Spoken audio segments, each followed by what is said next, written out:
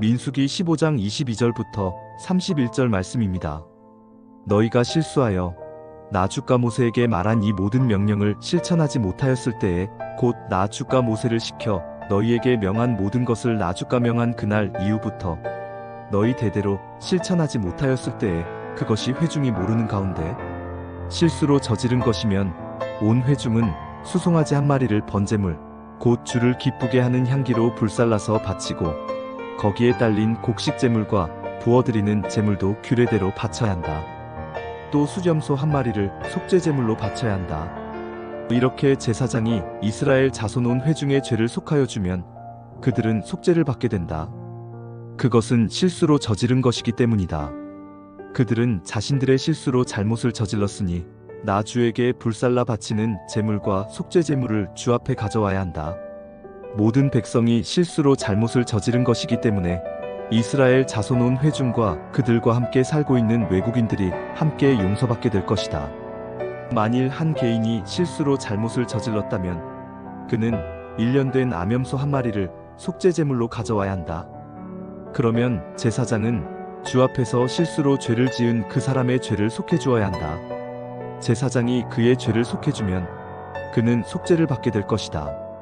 실수하여 죄를 지은 사람에게는 그가 본토 출신 이스라엘 자손이든 그들 가운데서 살고 있는 외국인이든 같은 법이 적용된다. 그러나 본토 사람이든 외국인이든 일부러 죄를 지은 사람은 주를 모독한 것이므로 그런 사람은 그의 백성 가운데서 쫓아내야 한다.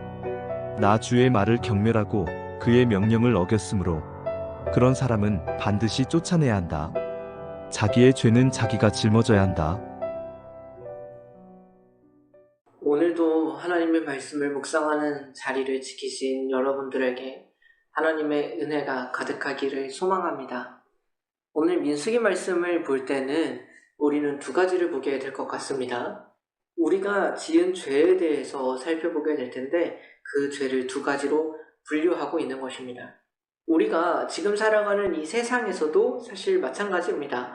죄는 죄니까 다 똑같이 판결하고 판단하지는 않습니다. 즉, 그 죄가 어떤 죄이냐에 따라서 그것을 심판하는 기준이 다 있는 것이죠. 하나님의 율법, 하나님의 말씀도 그와 같습니다. 하나님께서는 어떤 작은 죄, 우리가 넘어갈 수는 없지만 이해할 수 있는 여지가 남겨져 있는 죄와 그렇지 않은 죄를 구분하십니다. 그것을 가장 뚜렷하게 구분하는 기준은 그 죄를 지었을 그 당사자의 마음입니다. 그 사람이 그런 마음이 없이 그 죄를 짓게 된 것, 즉 실수로 지었거나 혹은 그것이 죄인 줄 모르고 지었든 그런 경우처럼 자신이 이 죄를 지으려는 의도가 없이 나온 그릇된 행동에 대해서는 하나님께서는 부지 중에 지은 죄를 어떻게 심판할 것인지를 알려주시는 겁니다. 그러나 그 외에 이 죄를 명백하게 알고 있었고 또 그럼에도 불구하고 고의로 이 죄를 지은 것에 대해서는 어떻게 심판하실지 하나님께서 말씀을 하시죠. 먼저 부지 중에 지은 죄를 조금 살펴보면 사실 레위기에서 이미 어떻게 제사를 드릴지에 대해서 하나님께서는 알려주고 계십니다. 하나님께서는 부지 중에 지은 죄를 용서하십니다. 이 부지 중에 지은 죄로 번역된 히브리어 단어 사가라는 단어는 실수하다, 방황하다, 길을 잃다 등으로 번역할 수 있습니다. 즉 자신의 마음, 자신의 의도성이 들어간 것이 아니라 실수한 것 혹은 방향을 잘못 잡아서 자신이 의도하지 않은 채로 죄를 짓게 된 것을 우리는 보게 되는 것입니다. 하나님께서는 이 죄들을 대가를 치르지 않으시는 건 아닙니다. 우리는 분명히 기억해야 됩니다. 내 의도가 없었더라 할지라도 결국 내가 원하지 않는 또 내가 생각하지 못했던 결과가 죄로 이어지는 경우가 있었다는 것입니다. 아마 우리는 우리의 삶 속에서도 이것을 헤아릴 수는 있을 것 같습니다. 우리가 의도치 않았던 말로 다른 사람의 상처를 준다면 그 행동은 옳지 않을 수 있습니다. 그 말을 더 좋게 표현할 수 있었거나 아니면 하지 않는 것이 더 지혜로웠을 수도 있습니다. 이처럼 우리는 의도하지 않았으나 죄와 다른 사람들을 아프게 하는 방향으로 흘러갈 수 있다는 겁니다. 그렇게 하나님께서는 이 죄를 가만 놔두지는 않으십니다. 여전히 하나님께서는 정말로 공평하십니다. 우리가 실수했으니까, 우리가 몰랐으니까 이 죄에 대한 책임을 안 져도 돼가 아닙니다. 용서를 받을 수 있다는 겁니다. 그 책임은 지고 그 죄에 대한 대가는 치르고 용서를 받게 하신 겁니다. 그런데 우리가 더 주목해야 될 부분은 뭘까요? 하나님께서는 고의로 죄를 범한 자에게는 용서하지 않으시겠다고 선포하셨던 겁니다. 이것은 이스라엘 백성들에게만 한정된 것은 아니었습니다. 우리는 이후 말씀을 통해서 이 이스라엘 민족 가운데 또 그들의 삶 가운데 여러 죄악들이 어떻게 나타났는지를 보게 될 것입니다.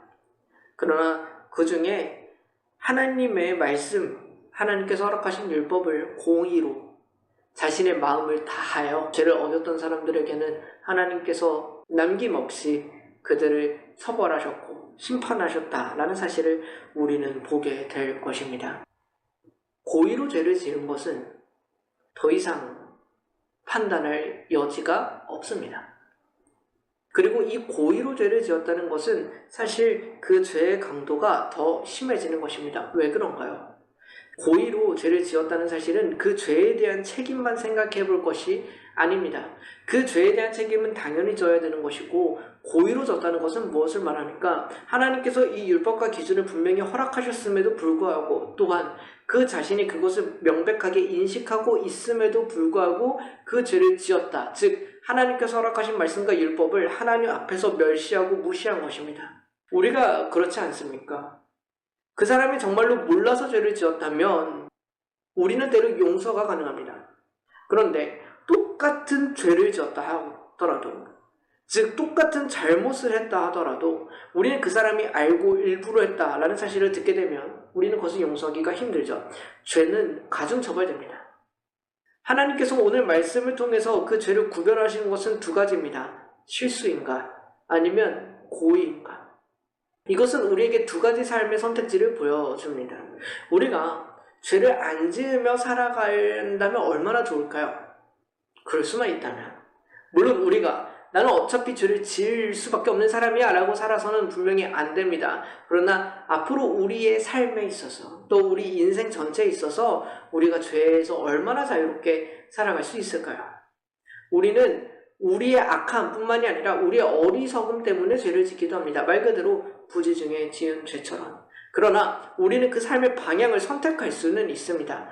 무엇입니까? 우리가 완전히 거룩해져서 살아가게 되는 것은 하나님의 나라가 임했을 때입니다. 우리는 그 전까지 완벽하지 못하고 여전히 넘어지며 여전히 허물 가운데 여전히 죄의 흔적이 남아있는 삶을 어쩌면 살아갈 수밖에 없을 것입니다. 그러나 그런 삶이라도 그렇게 살아가는 것이 하나님께서 그 삶을 용납하시고 받으시는 삶이라는 것을 우리는 기억할 필요가 있는 것입니다. 우리가 어차피 죄를 지었기 때문에 어쩔 수 없어.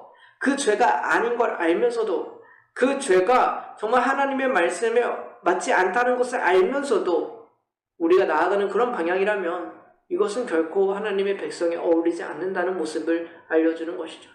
우리는 비록 이 하나님의 심판에 대한 메시지가 구약 사람들처럼 확 와닿지는 않습니다. 이들은 자신 앞에서 죽었던 재물을 보는 사람들이거든요. 그러나 이들과 같은 삶의 연장선에 우리가 있다는 사실은 기억해야 합니다. 하나님께서는 그 죄를 짓지 않기 위하여 싸우고 또 싸우다가 넘어지는 자들에게는 용서를 허락하십니다. 그러나 하나님의 죄를 의도하며 자신의 결단으로 어떠한 방식으로든 그 죄를 합리화하는 방식으로만 나아가는 자들을 하나님께서는 용서하지 않으십니다. 우리가 이 진리 앞에 솔직한 마음으로 설 수 있는 오늘 시간이 되었으면 좋겠습니다. 물론 예수 그리스도께서 십자가로 말미암아 우리의 모든 죄를 사하신 것 맞습니다. 그러나 그 이후에 사도 바울이 말하는 것처럼 그렇다고 우리가 죄를 더 하겠느냐? 이미 우리가 구원받았으니 이제 죄와는 우리가 상관이 없느냐? 그렇지는 않습니다. 오히려 그 은혜를 안다면 우리가 오히려 이전보다 더 죄와 싸워야 되지 않겠습니까? 오늘의 말씀 속에서 우리의 삶의 방향을 점검하고 때로는 넘어지고 때로는 하나님께 부끄러운 순간들이 오더라도 그것을 우리의 의지와 우리의 마음을 다하여 온전히 하나님의 은혜를 알고서도 그것을 짓밟는 사람이 아니라 하나님의 은혜로 어찌라도 살다가 넘어졌을 때에 주의 용서와 긍휼을 구하는 우리가 되기를 소원합니다. 잠시 함께 기도하겠습니다. 하나님, 사실 저희들은 이 두 가지 모두에서 자유롭지 않다는 사실을 압니다. 우리는 연약하고 어리석어서 부재 중에 지은 죄들도 많겠지만 사실 죄인 줄 뻔히 알면서 그렇게 행했던 것도 많습니다. 하나님을 무시했고 멸시했습니다. 하나님, 부디 우리의 죄를 용서하여 주옵시고 여전히 돌이킬 기회를 허락하시는 하나님의 사랑과 인자에 의지하여 주 앞에 이 모든 죄를 용서받게 하여 주옵소서. 앞으로의 우리의 삶에서는 아마 우리는 완벽하지 못할 것이고 때로 여전히 연약함과 어리석음에 넘어지겠지만 적어도 하나님을 멸시하고 무시하는 방식으로 우리의 의도대로 죄를 지으며 우리의 합리화로 죄를 죄로 여기지 않는 완악함이 드러나지 않게 하여 주옵소서. 넘어질 수 있더라도 끝까지 죄와는 싸워보는 참으로 주님의 은혜의 가치를 알기에 그 은혜를 가볍게 여기지 않는 우리 모습이 되기를 소망합니다. 우리 각자의 삶의 방식, 삶의 방향을 점검하여 주셔서 우리가 기필코 죄와 싸우며 하나님의 은혜를 지키며 나아가는 방향을 선택하게 하여 주시기를 간절히 소원하며 우리의 모든 죄를 지시고 용서의 길을 여신 예수 그리스도의 이름으로 기도드립니다. 아멘.